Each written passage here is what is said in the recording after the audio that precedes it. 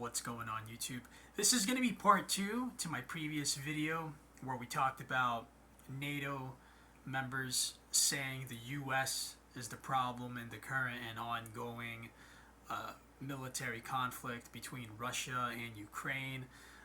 We got into divide and conquer and this automation of society that we have. We also talked about the diminishing mental capacity of society, where people's attention span is much shorter than it ever was as a result of smart technology, television especially. And so what I want to do is pick up where I left off. We're going to talk about the automation of society.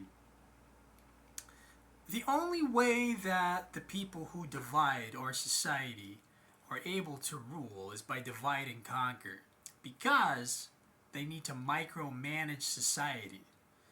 All right? And so when we have these ongoing wars, let's use the differences between the Shiites and the Sunnis, which was capitalized on by the West. It was the United States of America that put Saddam Hussein into power in 1963, and then we went after him when it was convenient for us to do so. And that was all over oil, right? And then remember George W. Bush? I always use that Republican dinner party as an example, where Bush gave a speech and said, hey, no weapons of mass destruction here, talking about Iraq.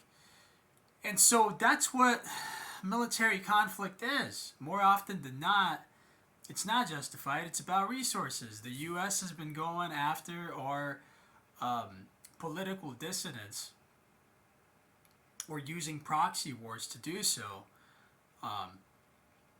in clandestine military operations. We haven't been in a justified war since World War II. I'm talking about the U.S. All right? Phony war on drugs, phony war on terror. Everybody knows. Yet the wars continue. It's blatant. It's right up there in your faces, where Bush says there's no weapons of mass destruction. Ha ha ha ha. And so, the automation of society. I was using industry as an example. Industry does what? They take an archetype or prototype model, and then they just replicate that to create the product they want in bulk, right? To mass produce something, we have to have an archetype, and then we recreate that with industry, with machines, with machinery. And so that's what our society has become at every level. You notice that? Administratively speaking, right? Well, any government agency that you go to, they have a form, paperwork, right? It makes their job easier. I understand that's a good way of organizing, but it just becomes about that. It's all paper pushing, no solutions. Nobody's actually trying to go out there and make a difference. Everything is just paperwork. It's all automated, right? They keep creating more and more government jobs that pay those people just ridiculous salaries to make it look like they're doing something, because you have minimal results in our society, right? If you look around in our society, in terms of the kind of response or results we get from this big government model, whether it's policing agencies or so forth, anything,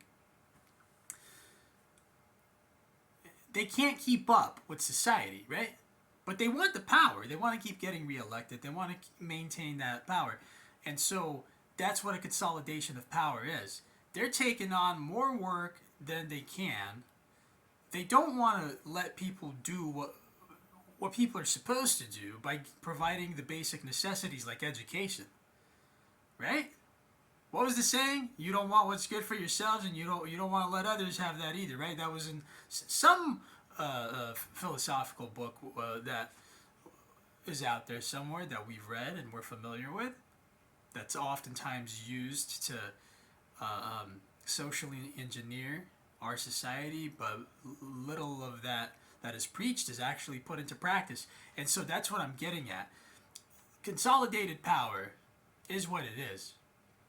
I made a reference to cancer and used that as an analogy for the consolidation of power. Consolidated power wants more consolidated power, means less power for the people. Consolidated power expands, society contracts.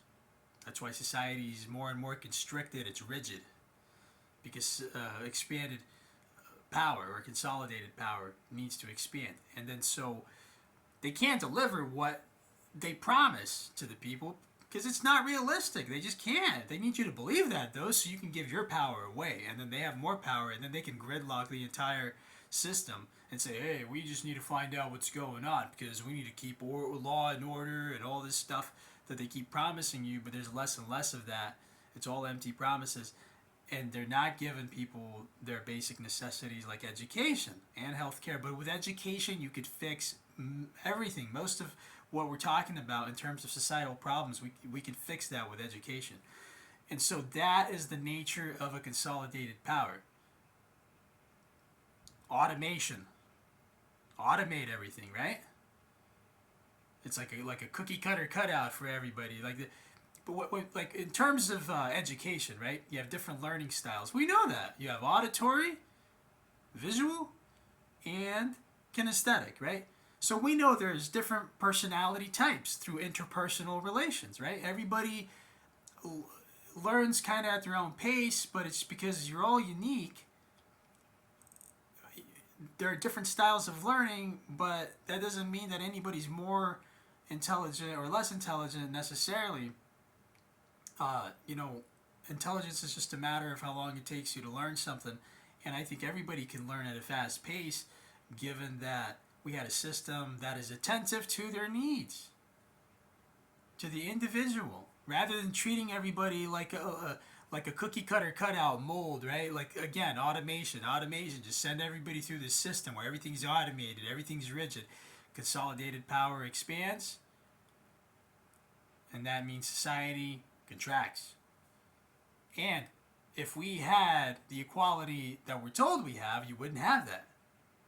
You would have governance at a local level. Every individual matters, right? If we're told that, then how come our society behaves in a way where nobody matters rather than a collective that is separate from society? We're talking about not a collective society, but a collective within our society, like the inner circle of these special people that are privileged, that rule over everybody else. Everything's compartmented. Divide and conquer. They keep everybody compartmented, keep everybody divided, and thus the wars continue, and that's what a consolidated power is. And the people that finance both sides of a war, they perpetuate all of these wars. Historically, you go back, it's always the same people that have funded every war. And they're so far removed from warfare, it doesn't matter. You can't get to them. They're the rulers. They're entitled. They believe that they are the aristocrats. They're the elites. And they're really not. They're really not intelligent. It's not intelligent to be self-destructive to the point that you know how you want to be treated, but you don't want to treat others like that because you want to just carry on the tradition of abuse. And so you project your problems and your mental health instability onto society. And that's exactly what you have. It's like our society has become a really horrible franchise that's micromanaged. And so at the top of that franchise, the CEO or even the owner is disgruntled, and so everybody's disgruntled.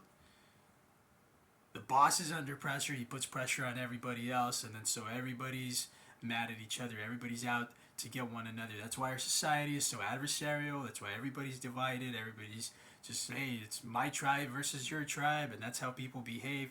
And ethical lapses began at the top of the hierarchical model.